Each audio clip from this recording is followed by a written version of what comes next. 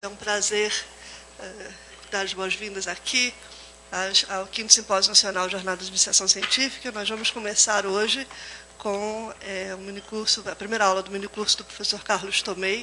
O professor Carlos Tomei é professor da PUC do Rio de Janeiro, aqui do lado, e é pesquisador extremamente reconhecido, pesquisador 1A do CNPq, além de ser um expositor memorável, como eu espero que vocês tenham a oportunidade de presenciar. Então, o professor Carlos vai falar sobre tópicos e teoria das matrizes. Isso. Obrigado, Helena. Obrigado, senhor organizador. Obrigado, senhora organizatriz. Helena diz que eu sou memorável porque ela ainda se lembra de mim. Eu orientei ela no mestrado. O que eu faço? Ah, que alívio. Obrigado. Bom, era tema livre, eu podia escolher o que eu quisesse e eu decidi escolher um assunto que é quase ideológico. Toda escolha é ideológica, é claro. Eu passei minha infância na universidade estudando álgebra linear e pensando que a álgebra linear era reflexão, rotação, essas coisas fundamentais para o bom desenho do seu Snoopy. Mas, muito além da computação gráfica, você um dia acaba descobrindo, e frequentemente não nos departamentos de matemática, que álgebra linear é para tratar de tudo que é linear. Impressionante. Você, em geral, aprende isso em cursos de engenharia elétrica, por exemplo, em tantas outras situações onde o pessoal contextualiza a matemática. Há infinitas razões para isso, e o que eu vou fazer com vocês hoje é botar alguns exemplos de por que a gente vai montar teoria em uma certa direção nas próximas aulas. Se vocês souberem esses exemplos, tanto melhor. Eu realmente não sei quanto que vocês sabem, a gente nunca se viu e é como se a gente continuasse sem ter se visto, né? Imagina se eu vou ter alguma ideia daqui a 5 aulas sobre o que vocês pensam da vida. Mas foi por causa disso que eu decidi partir para o Cuspigis em vez de mostrar para vocês vários slides já prontos, tá? Eu quero ver se pelo menos dá para dar uma pegada de se vale a pena mudar de canal ou não durante as apresentações. Tem gente aberta, eu não sei se vocês vão se sentir à vontade de me perguntar coisas no meio da apresentação. Eu acho isso absolutamente viável, não tenho o menor problema. Por outro lado, em princípio, eu teria que terminar um pouquinho antes para dar um tempo de vocês me fazerem perguntas no final também. Ó, o tempo oficial. Então, com um pouco de sorte, eu falo 50 minutos e abre 10 para perguntas, uma coisa desse tipo, tá? Então, vocês façam gestos estranhos quando for chegando a hora.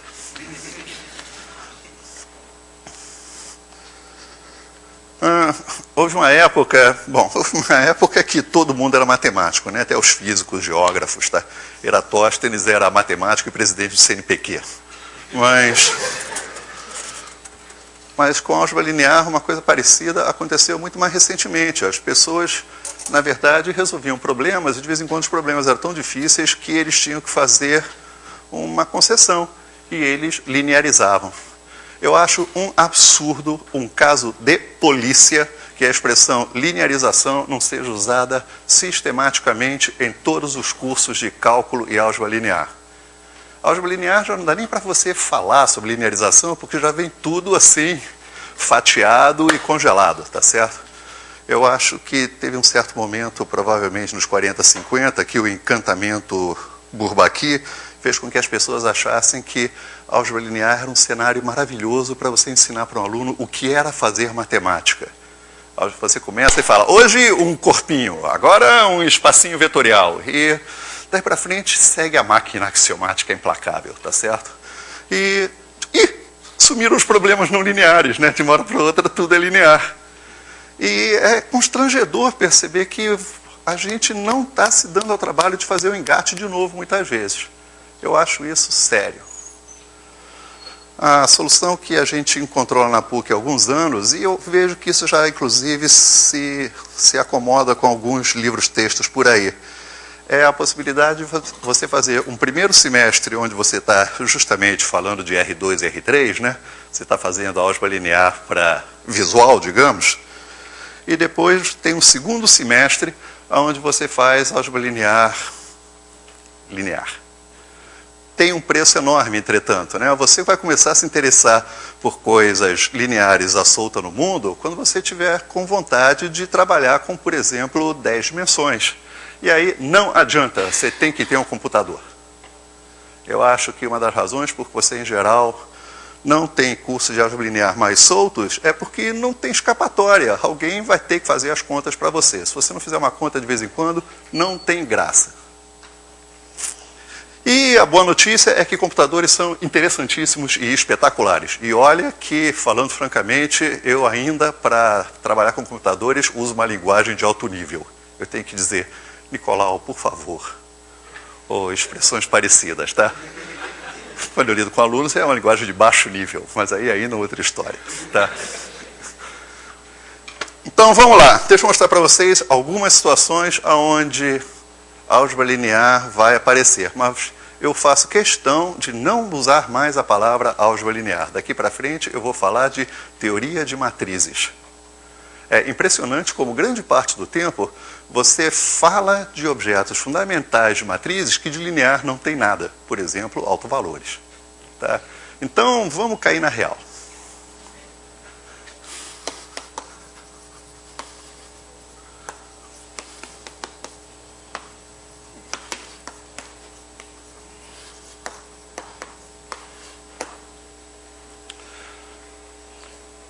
Bom, se você não conhecer, você vai ver um exemplo muito bacaninha. Se você conhecer, tenha paciência, eu vou tentar ser breve. Tá? Começa com um grafo.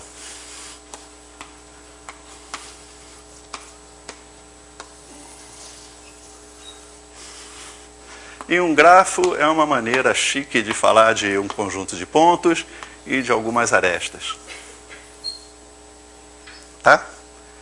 E agora, um pouquinho mais para dar emoção. Rotula esses pontos e faz uma pergunta fundamental, ou pelo menos muito natural. Complica um pouco mais.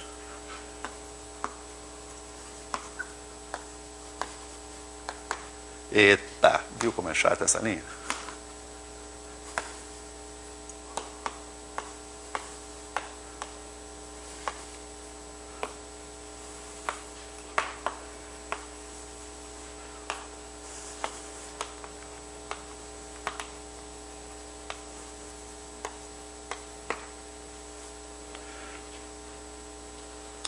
Bom, acho que essa pergunta se explica sozinha, né? Você sai de 1 e vamos lá. 1, 2, 3, 4, 5, 6, 1000 pulinhos depois, com um pouco de sorte, você termina em 3. Oba! Então você achou um grafo desse tipo, ou um caminho desse tipo. E agora conta todos eles.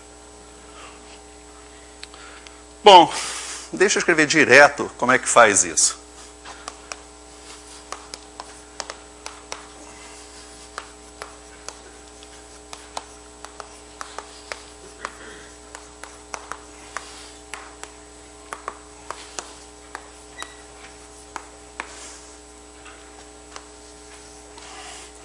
Então vamos dizer que meu grafo é G, tá legal? E a matriz de adjacência vai ser A de G, que para os íntimos vai ser A. E essa matriz faz simplesmente o seguinte. Ela é uma tabela que diz quem é vizinho de quem. Por exemplo, 1 é vizinho de 2, 3 e 5. E não é vizinho de 1 e 4. Um ser vizinho de 1 quer dizer que, de repente, eu tinha o direito de tacar uma bolinha aqui, por exemplo. Por exemplo, 2 passou a ser vizinho de 1, 2, 3 e 4. Ok? Repara que, do jeito que eu desenhei o grafo, toda vez que eu tenho uma ligação entre 2 e 3, tem uma ligação entre 3 e 2. Então, essa matriz daqui, forçosamente, vai ser simétrica.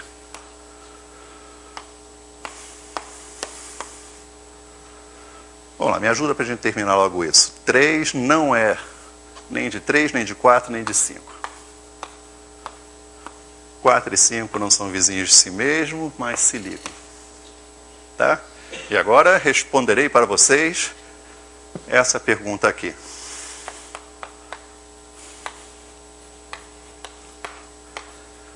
Pega essa matriz, eleva ela a 1000 e olha a posição 1, 3. Oi? Obrigado. Eu errei aqui também, né? 2 é vizinho de todo mundo. É. Lindo, né? Absolutamente lindo. Tem várias observações interessantes a partir dessa resposta. Para começar, esse é o problema de combinatória, que não tem nada a ver com combinações e arranjos, essas palavras fundamentais do ensino médio.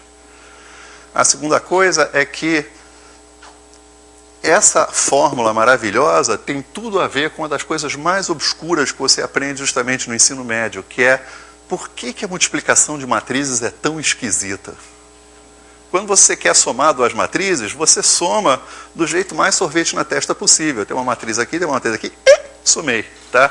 Entretanto, quando você vai multiplicar 2 matrizes, você faz uma coisa incrivelmente complicada. Tá? Nada te impede de multiplicar 2 matrizes assim, tá? E na verdade isso tem nome, teoremas, essas coisas todas, tá? Mas essa multiplicação é muito mais interessante, tá? E há várias razões para isso. Esse exemplo daqui eu vou tomar como sendo a primeira razão. Deixa eu tentar dizer para vocês por que isso é essencialmente verdade.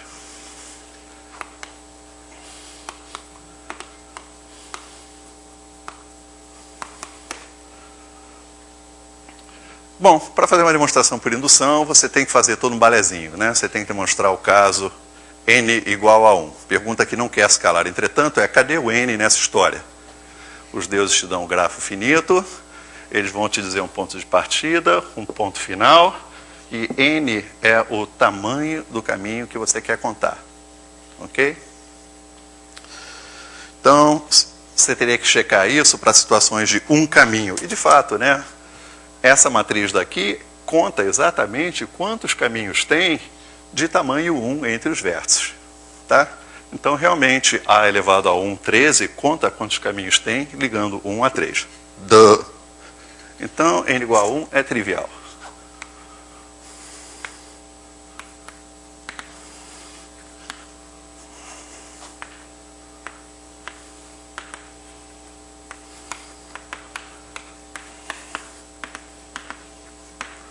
Agora você escreve essa fórmula aqui.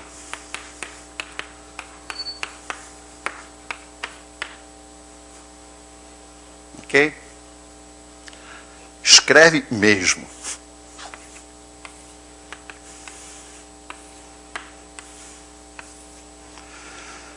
Vamos dizer que você quer demonstrar que o número de caminhos indo de I a J, e agora eu fiz uma coisa extremamente preguiçosa aqui. Olha só, eu não contei para vocês se o número de caminhos de I a J fica na posição IJ ou fica na posição JI. Eu não contei para vocês quem é o D para.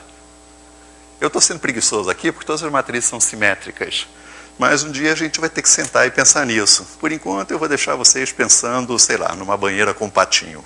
Eu não quero pensar nisso em público. Para fazer essa conta daqui, eu tenho que pegar essa linha I aqui e multiplicar por essa coluna J aqui. Agora vamos escrever por extenso. Esse é um dos grandes fatos, né? Essa posição aqui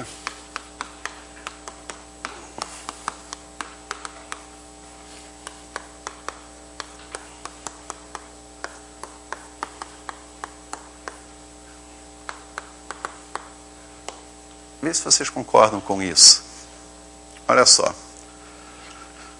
Para obter esse sujeito aqui, eu tenho que fazer essa posição na coluna 1, em outras palavras, vou chamar essa matriz aqui de B. BI1 com A1J. BI1 com A1J. Depois eu vou ter que pegar os segundos cidadãos de cada sequência aqui, tá certo? O terceiro, o quarto, e por aí vai. Agora, vamos ler alto. O que é isso? Isso daqui é o número de caminhos indo de K a J de tamanho 1. Esse cara daqui, por indução, é o número de caminhos que vão de I a K de tamanho N. Tá certo? E olha aqui que eu estou me perguntando, ô Messa, será que isso daqui é o número de caminhos indo de I a J de tamanho n mais 1? Bom, e agora você simplesmente pensa um pouquinho nisso daqui. Você está doido para chegar em J saindo de I, fazendo n mais 1 pulinhos. Onde é que você vai estar no pulinho n? A resposta é, sabe que eu também não sei? Você vai estar em um pulinho desses que eu vou rotular por K. Então, para você saber quantos caminhos tem daqui até aqui, você conta quantos caminhos tem aqui, multiplica por quantos caminhos tem aqui. Agora você fala, mas eu podia também ter ido daqui até aqui e depois ido daqui até aqui. Tcharam! Tá? Então, não sei para vocês, para mim já acabou. Tá? Nota ao pé da página. Isso é um aviso de que se você quiser resolver esse problema combinatório, seria bom você, por exemplo, saber calcular grandes potências de matrizes. A gente vai tratar dessa pergunta de várias maneiras diferentes por essas aulas afora. Mas eu, por enquanto, gostaria de chamar a atenção de vocês que se você tivesse uma ilha deserta e precisasse fazer essa conta, para começar, fique esperto porque você vai encontrar números enormes pelo caminho. Outra coisa é que você não precisa fazer 999 multiplicações matriciais. Tá? Você não vai fazer A vezes A, vezes A, vezes A. Tem uma maneira muito mais rápida de fazer isso. Tá? Isso assim, sem pensar, simplesmente você numa ilha deserta, dependendo desse problema. Deixa eu mostrar para vocês quão mais rápido.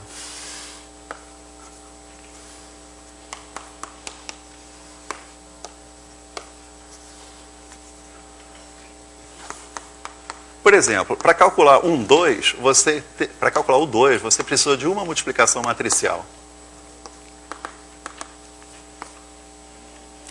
Agora, em vez de você calcular o 3, por que você não aproveita e calcula logo o 4? Tá certo? Você gasta mais uma multiplicação.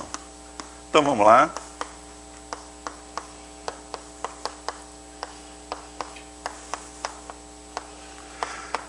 Bom, vamos lá. 64, 128, 256, 512. Ops, estourei. Então esse cara daqui não me interessa. Bom, e é um fato da vida que, apesar da vidinha digital que a gente leva, 1000 não é uma potência de 2, né? Vocês sabem que 1 quilo é 1024, né? 1 quilo não é 1000. Né? Mas não nesse problema. Então, como é que eu faço para calcular A elevado a 1024? Você simplesmente quebra 1000 em várias pecinhas desse tipo. Vamos lá, me ajuda. Aqui certamente entra isso. O que mais? Vamos lá, isso menos isso deu 4... Gente, se vocês não me ajudarem, eu não sei fazer essa conta. Sobrou 488. Aqui sobrou 232. Vocês concordam?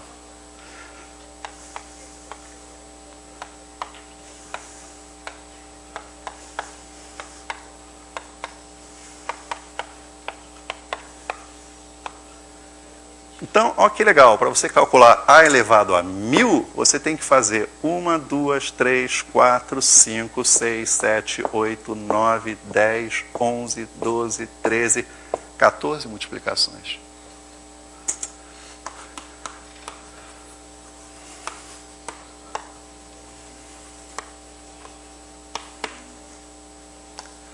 Eu não estou dizendo que essa é a forma ótima de fazer isso. Tá? Mas eu estou dizendo que, viu só, você pensou um pouquinho e você já teve um ganho enorme. Tá? Pronto, começa tudo de novo.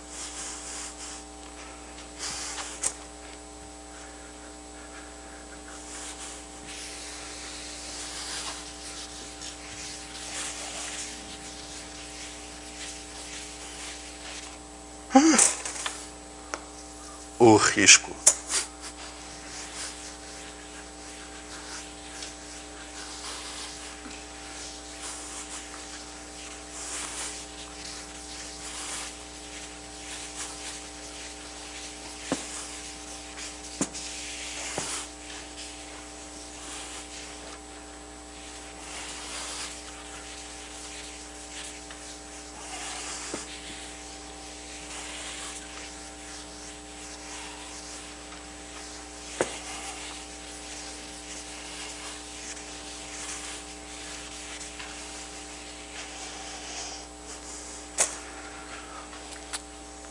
vou mostrar para vocês agora um exemplo que eu vi pela primeira vez quando eu estagiava no final da graduação no IBGE.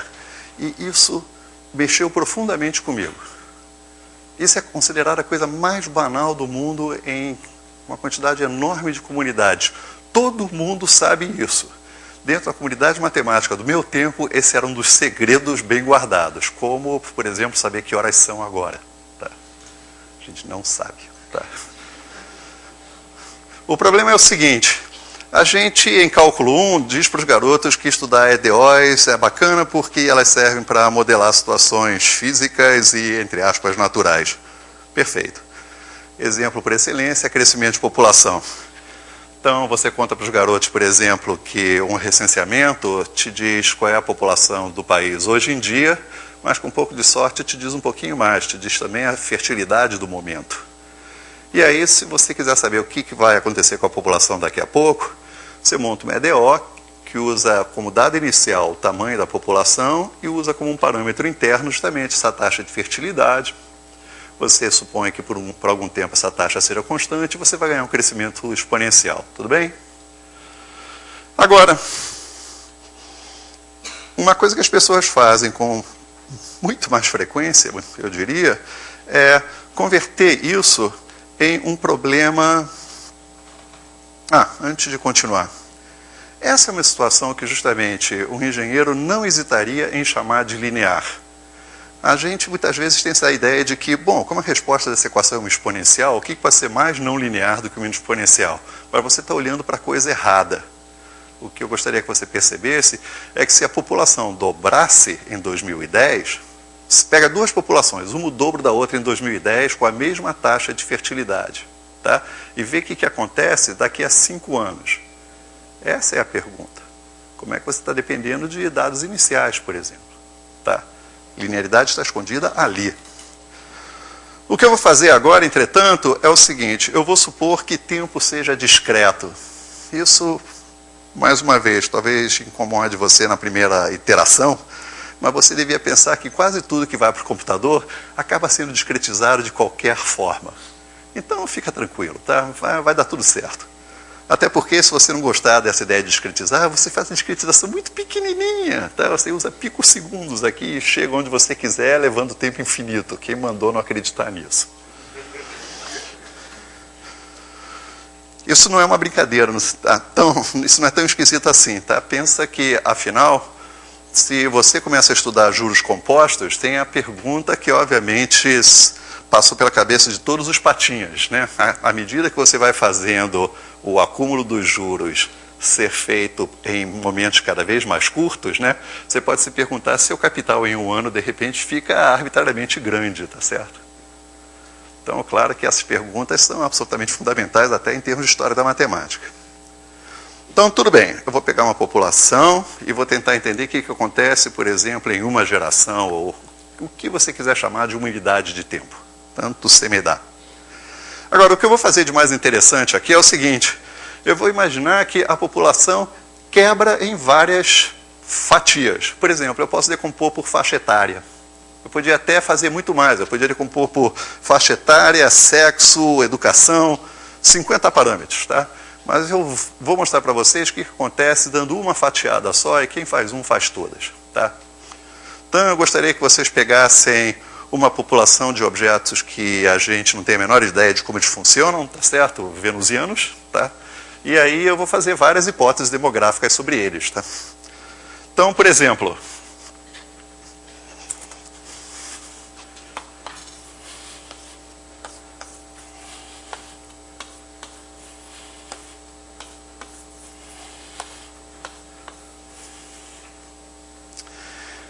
vou quebrar a população de venusianos em 5 caixinhas. Tá?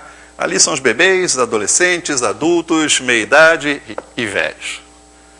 Então, vamos dizer que aqui é o pessoal de 0 a 5, e esse daqui é o pessoal de 5 a 10, 10 a 15. Ninguém pode reclamar desses números porque ninguém conhece venusianos. Tá? Agora, o que eu quero fazer é o seguinte, eu vou fazer um desenho que representa a dinâmica dessa população depois de 5 anos venusianos. Tá? Então, por exemplo, quando você vem daqui para cá, sabe o que acontece? Bom, tem uma certa mortalidade infantil, digamos. Tá? Então, chegam aqui só 4/5 dos venusianos que estavam aqui. Está claro o que esse número quer dizer? Bom, idem. Tá? Vamos dizer que aqui também, aqui as pessoas começam a morrer com mais intensidade. E aqui, coitados, em vez de ejetar eles completamente, tá certo? Vamos autoalimentar, tá? Estou chutando números, por favor, tá? Não tem nenhuma... Por favor, não interpretem. Bom, isso é o que acontece com o envelhecimento. Agora, as boas notícias, né? Nascem bebês. Então, o que você pode fazer é o seguinte, você pode botar setinhas aqui que dizem quantos bebês nascem.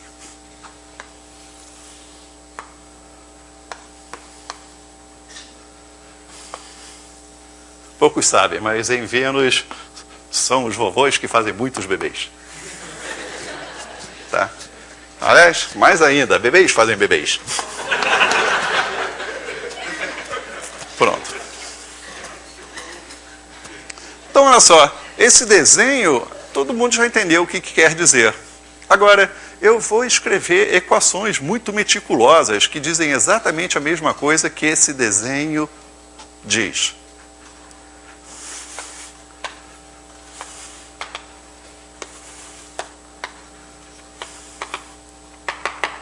Eu vou imaginar o seguinte, tem 2 vetores de população. O vetor de população inicial, que vai guardar 1, 2, 3, 4, 5 pecinhas coordenadas, tá? Que são justamente as quantidades de cada população. E eu vou querer saber o que acontece com esse vetor daqui a 5 anos venusianos. Então eu vou ter que escrever uma coisa desse tipo, ó. Vou botar o T aqui.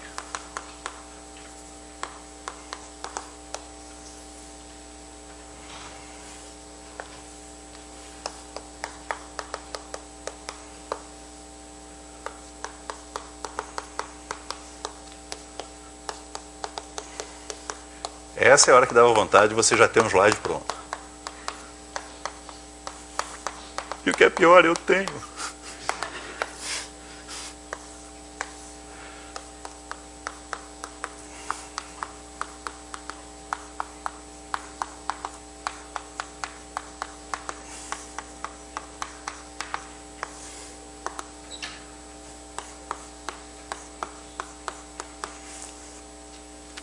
Agora vamos lá.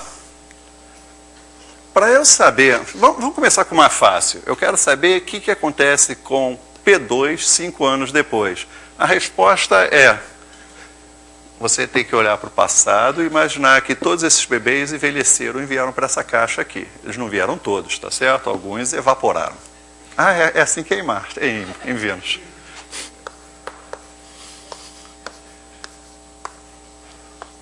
Então a transição seguinte é parecida.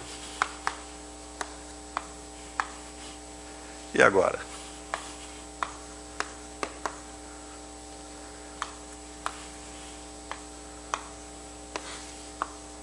Agora tem uma coisa interessante, olha só. Esse pessoal envelheceu e esse pessoal envelheceu mais ainda. E agora, bebês. Então, vamos lá. Alto bebês. Não, 0.1. Que mais? 2, 3, 3, 6.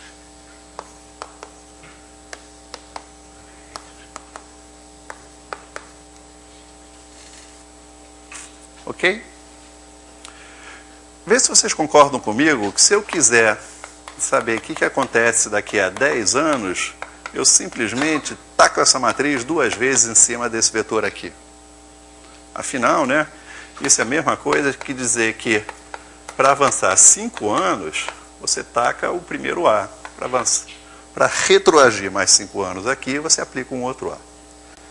Implícito aqui está a hipótese, mais uma vez, que tanto taxas de fertilidade quanto taxas de mortalidade são frequentes, são constantes durante esse trechinho que você está estudando. Tá? Aí, né, então, se eu quiser o comportamento a longo prazo,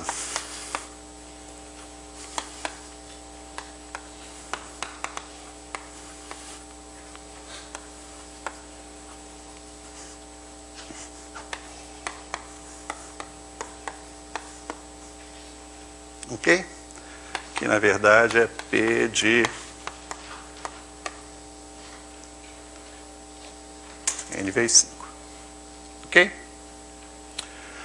Vamos fazer uma conta. Eu acho que essa população está roubada. Tá? Morre mais gente. Não sei. O que vocês acham? Ela sobrevive a longo prazo ou ela se extingue, por exemplo? Eu vou fazer esse tipo de simulação. Vou usar a coisa mais simples possível. Por favor, isso não é propaganda. Cada um de nós tem sua preferência. Eu adoro Maple. Eu não saio de casa sem Maple. Como o problema é difícil, a gente tem que usar uma letra bem grande. Maple é assim, você acorda e ele sabe algumas coisas. Por exemplo, ele sabe isso. Ops. Cadê o Maple que estava aqui? Olha só, com vocês, 1000 fatorial. Em outras palavras, você pode usar números grandes, tá? E você pode fazer coisas incrivelmente legais com esses números. Por exemplo, acabei de fatorar 1000 fatorial. Responda rápido, com quantos zeros termina 1000 fatorial? 249, está todo mundo vendo? Bom, mas isso é outra história. O que acontece é que nem tudo que o Maple sabe está disponível quando você acorda ele. Então eu vou avisar ele, ei, eu quero usar álgebra linear. Esse é o pacote antigo, que é o que eu gosto. Tá? Se você olhar, na verdade, o cardápio disponível tem tudo a ver com os índices dos livros de álgebra linear. Mas, mais uma vez, hoje não é o momento. O que eu quero fazer é simplesmente, como é que eu chamei a matriz, Diana? Eu quero alimentar essa matriz que a gente escreveu aí. Então, essa é uma matriz 5 por 5 e eu vou entrar com ela linha a linha.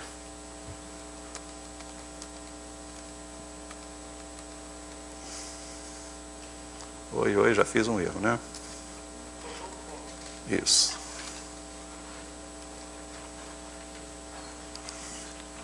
Bom, só para jogar no seguro, deixa eu botar isso linha a linha também. Quem vem agora? 0.8, o resto é 0, né?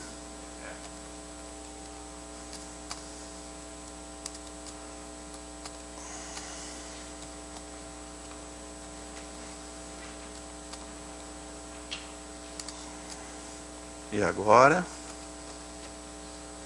0.6.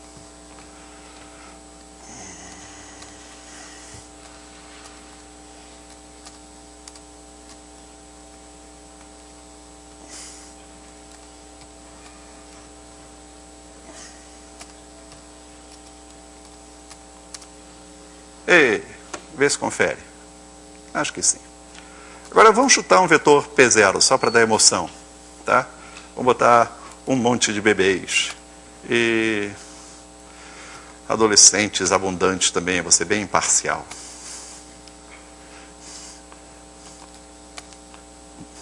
Pronto, uma coisa bem Spielberg. Tá? E agora vamos dizer que eu quero saber o que acontece daqui a 5 anos de venusianos. Né? O que eu tenho que fazer é essa conta daqui. É A vezes esse símbolo esquisito, quer dizer que eu estou multiplicando no encantador mundo matricial. Tá?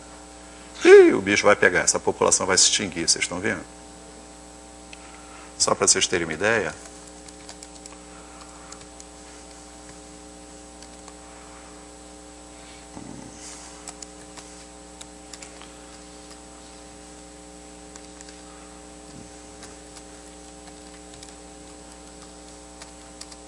Oi? Não, isso aqui não é programação complexa, é só um erro.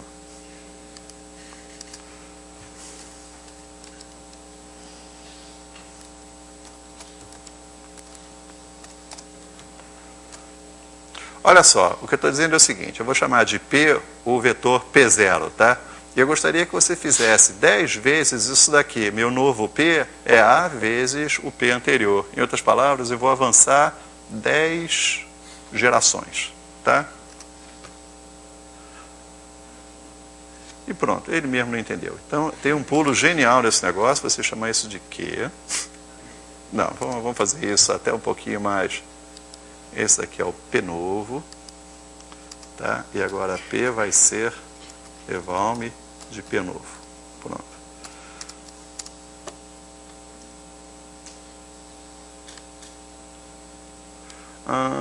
Eu tinha que ter colocado um evalme aqui.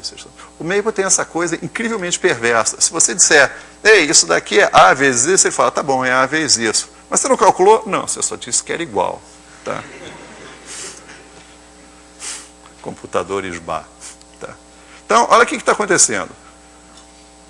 Tudo começou com esse P0 aqui, tá? E as coisas foram encolhendo, ó, 175, 161, olha como essa população aqui já está encolhendo. Realmente estamos mirando na extinção, tá? Agora, o que eu quero fazer, na verdade, é olhar para uma coisa mais sutil. Muitas vezes não só interessa saber se as coisas estão indo para zero ou não, mas de que maneira essa população está se distribuindo nas várias faixas etárias. Então, eu vou pedir para o Maple escrever também a pirâmide etária. A pirâmide etária é o seguinte, pega esse vetor de população e normaliza de maneira que a soma de todas as coordenadas dê 1. Em outras palavras, as coordenadas da pirâmide etária vão ser as frações da população que estão em cada faixa de idade. Tá claro? Então, vamos lá. Para começar, agora que eu dei o PN, eu posso ser um pouquinho mais honesto aqui. E a pirâmide etária vai ser o P normal dividido pela... Eu espero que ninguém se escandalize com isso. Norm P1 é simplesmente some todas as coordenadas desse vetor. Tá? Esse vetor é positivo, vai dar tudo certo. Vamos por mim. Eu vou trazer minha população inicial para cá. Vai lá, cruza os dígitos.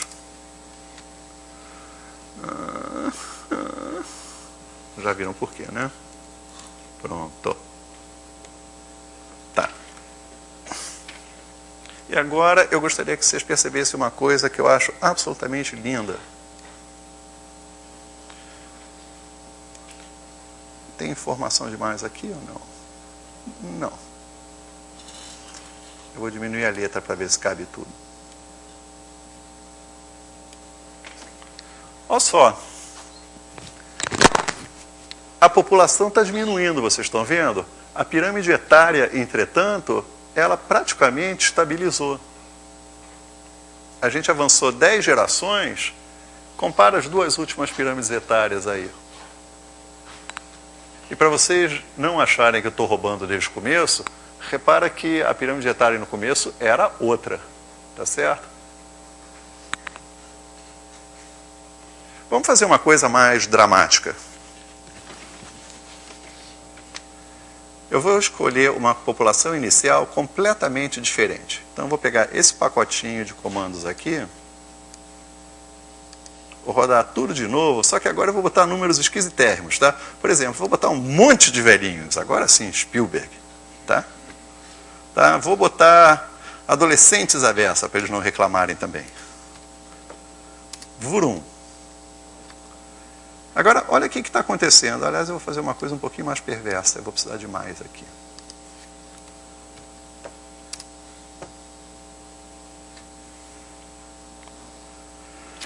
Tenta lembrar desses números aqui. Essa última pirâmide etária. Ponto 28019, ponto 24268. Tá?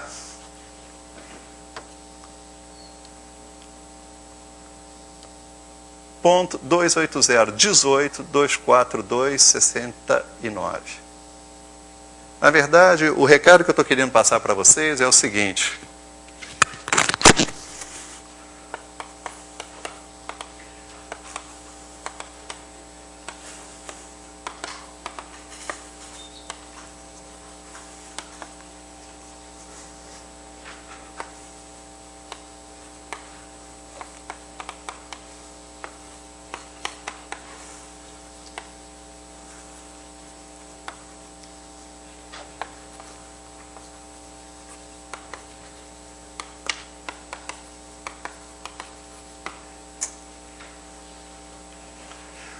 Tem uma coisa que é especialmente interessante desse assunto.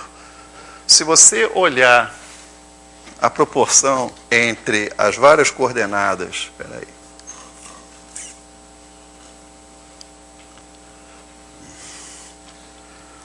Eu vou fazer a coisa mais desonesta possível no mundo da programação. Eu vou pegar esse vetor P aqui no laço, vocês estão vendo? Ó, tremendo cut and paste. Vurum.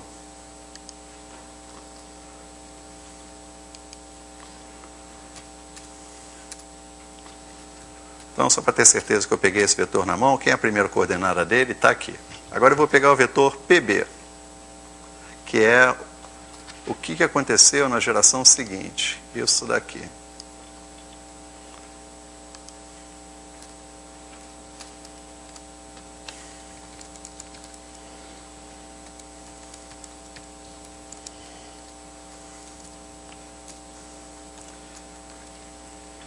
Agora eu vou pedir para ver justamente como é que cada faixa etária mudou de uma geração para a geração seguinte, depois de quase 50 gerações. Oi? Opa, que horror. Ainda bem que estava dando os números erradíssimos. Não é lindo? Isso é muito incrível. O que isso está dizendo é o seguinte: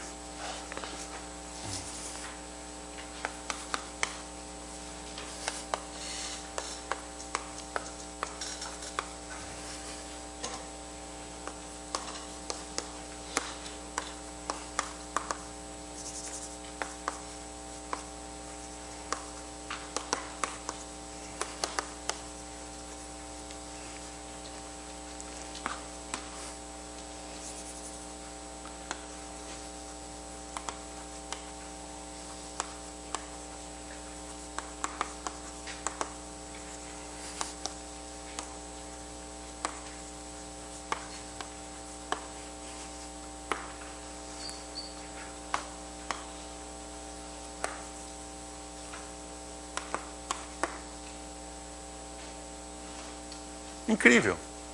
Aliás, olha só, como é que a gente fez o quociente? O A era a penúltima geração e o B era a última geração, tá certo? Em outras palavras, essa população está encolhendo, vocês estão vendo? Se você quisesse saber realmente qual é a taxa de encolhimento, a pergunta civilizada a fazer seria essa daqui.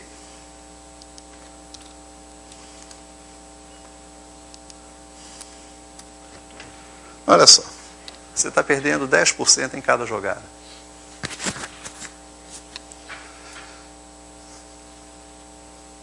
Claro que uma coisa interessante seria dizer o seguinte: ok, vamos salvar o planeta. O que a gente faz para fazer com que essa população, por exemplo, não entre em extinção? Isso é feito, ou pelo menos era, não sei quanto que essas coisas funcionam, porque a cada 3 anos vem um japonês e muda tudo. Você, no Mediterrâneo, tinha leis que estabeleciam o tamanho do furo da rede de pesca, justamente para fazer com que modelos desse tipo permitissem que espécies sobrevivessem, não se extinguissem. O que uma coisa tem a ver com a outra? Acho que vocês estão entendendo, né? Você faz um furo de rede grande, de tal maneira que você não pegue peixinho pequeno. Em outras palavras, você está diminuindo a mortalidade infantil. Você está mexendo nesse número aqui. Então, vocês estão vendo? De uma hora para outra, essa matriz daqui pode se tornar uma fonte de sugestões para o fato absolutamente fundamental que a sua quantidade de dinheiro é finito. Você quer melhorar uma estatística desse tipo, né? O que você faz? Você bota mais dinheiro na mortalidade dos idosos ou você, de repente, aumenta a fertilidade do pessoal de meia idade? Tá? Você começa a ter o direito de fazer perguntas muito mais sutis. Extremamente interessante. Bom, claro que a grande pergunta aqui é: peraí, mas afinal, como é que a gente vai explicar uma situação desse tipo? Tá? E, falando francamente, eu não quero ser profundamente misterioso. Eu vou mostrar para vocês uma linha e isso daqui vai ser o mote da aula que vem da gente. Eu vou perguntar para o Maple, meu, quem são os autovalores e autovetores da matriz A?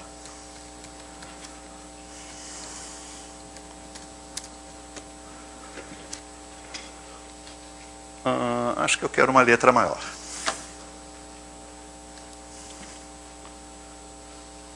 Olha só, o Maple disse que essa matriz tem um alto valor que é 0.9236, etc, etc.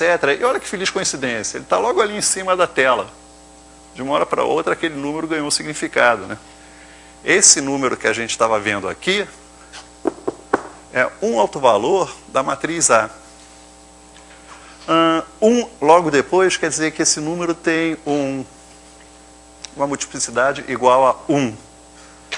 Essa sequência logo depois é o autovetor associado a esse sujeito. Você tem todo o direito de estranhar o que esse vetor está fazendo aí. Deixa eu dizer para vocês quem é esse vetor, que vocês já viram uma encarnação dele. De novo, eu vou fazer um crime de lesa programação e dar um cut and paste. Sou matemático mesmo, não estou programando nada. Não.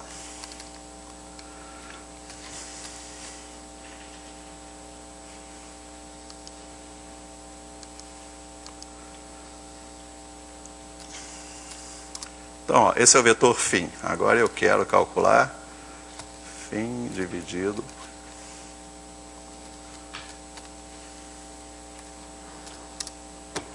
Olha quem está aí. 0.28019, 0.242. Revendo velhos amigos aqui. Em outras palavras, o limite da pirâmide etária aqui também acabou de ser identificado, né? Ele é o autovetor associado a esse alto-valor, 0.9, blá, blá, blá. Mas eu quero voltar ao listão dos autovalores porque temos informações muito legais aqui. Então, vamos escrever bem grande.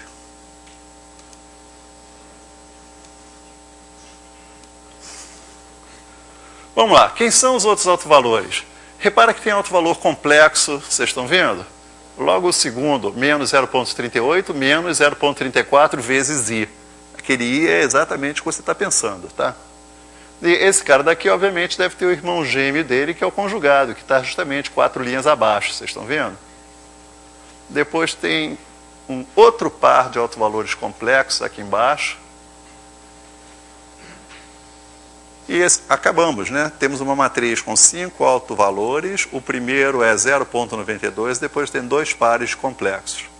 Tem uma coisa que você talvez não perceba daí, tomara que você não perceba, mas vai acabar rolando, é que se você olhar o módulo de todos esses autovalores, o maior de todos é 0.92. Então, o que eu estou dizendo para vocês é um dos fatos mais absolutamente espetaculares de teoria linear. Você pega o modelo, você faz uma representação desse tipo, você quer informação do tipo comportamento a longo prazo, você só tem que guardar pouquíssima informação. A capacidade de síntese da teoria é enorme. Quem manda para decidir se a população se extingue ou não é o autovalor de maior módulo. E mais ainda, se você quiser saber como é que essa população vai parecer a longo prazo, você pode ter tido uma guerra no meio e mudar completamente a pirâmide etária. Você pode ter introduzido uma quantidade enorme de larvas de um certo tipo para fazer com que os bebês cresçam freneticamente, tá? A médio prazo, o que você vai ver é o autovetor, pelo menos na pirâmide etária, né? É o autovetor associado ao autovalor de maior módulo. Claro que agora, escondido atrás desse negócio todo, deve ter um super teorema que diz o seguinte: como é que essa matriz sabia que ela tinha que ter o autovalor mais importante dela sendo um número positivo? Imagina se desse um número complexo, como sendo um autovalor de maior módulo. Tá? A gente estava roubado, né? Imagina se olha que sorte, o autovetor associado, do jeito que está escrito ali, tem todas as suas coordenadas negativas, o que obviamente é para boi dormir, né? Você multiplica por -1 e você encontra um autovetor com todas as coordenadas positivas. Que bom, né? Porque afinal, se esse autovetor estiver representando uma pirâmide etária, você não pode encontrar menos 1/5 da população sendo adolescente, tá certo? A única coisa que faria sentido físico seria esse autovetor ter todas as coordenadas com o mesmo sinal, para você poder normalizar. Então, implícito aí está um teorema maravilhoso, né? Dizendo que, olha, fica tranquilo que esse modelo faz sentido sim. A gente vai ter que conversar sobre coisas desse tipo. Por mim, por hoje, chega. Por que vocês não me perguntam coisas? Será?